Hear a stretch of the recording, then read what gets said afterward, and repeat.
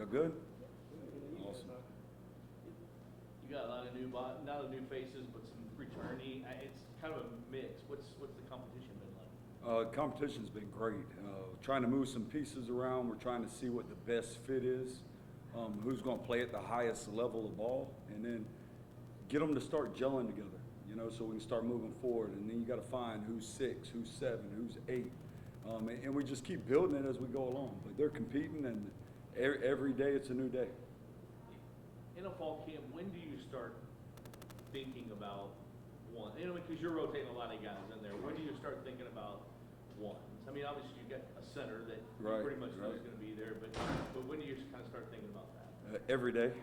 Every day we're trying to evaluate. We're moving pieces. We're grading the practice film. We're grading the individual film. When we have scrimmage, we'll grade the scrimmage. And then at the end of the day, it's going to be about production. Guys that are getting it done, and they're getting it done at a high level, and those are the guys we're going to get in there. On the outside looking in, it feels like the offensive line is a unit and it needs the most cohesiveness, needs to have the most chemistry. How do you go about building that and still finding out who are you?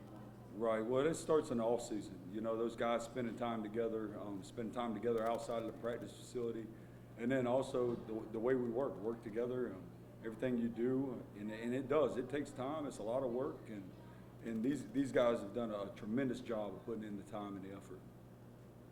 What's the overall competition between the 1s and the 2s and even the 3s at this point? Obviously, they've got to feel like there's an opportunity for them. Absolutely. There's an opportunity. It's the best guy is going to go in at the end of the day. And what I tell them is it doesn't matter if you're a 2, you're competing to be a 1. If you're a 1, you're trying not to get beat out by the 2, and vice versa, 3s and 4s, and it goes on. What's been your thoughts on some of the guys rotating with the first team tackles? Say that again. What are some of your thoughts on the guys who've been rotating with the first team tackle spots? Yeah, I think they're doing a great job.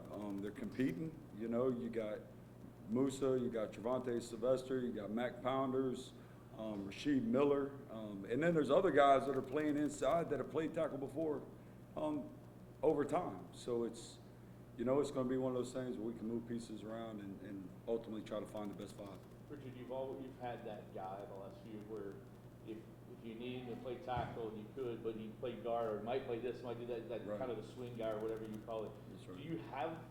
Do you have one of those, or you look? Is that? I know you're always looking for it. Right, and we do, and that's the way those guys, when we teach them, we're teaching them all the positions. They're learning the concepts. They're learning the protections. They're learning the run game, and you learn it from all positions. So that way it creates the versatility in the room. The more versatile you are, the more value you have. What is it that makes Pete so good at center? Just being able to take charge and command the huddle, and he gets up to the line of scrimmage. He'll make a call. He tries to get everybody going on the same page.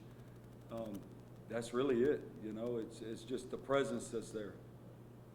And how do you think that will carry you as you guys look to have another strong offensive line this season? Well, it's called leadership, and those are the guys that you lean on. Those guys got to be able to be the leaders, be able to step up, and then even when things aren't good, because at some point you're going to hit adversity, and when you hit adversity, can we step it up? Can we pick it up? And can we move on and execute the next play? That's the key. When you have an opportunity to go against the D-line, what's your thought on how they're competing against the ones on the other side? Right. So every rep we take, whether it's a live rep or in thug, whatever the tempo of the drill is, it's a game rep for us.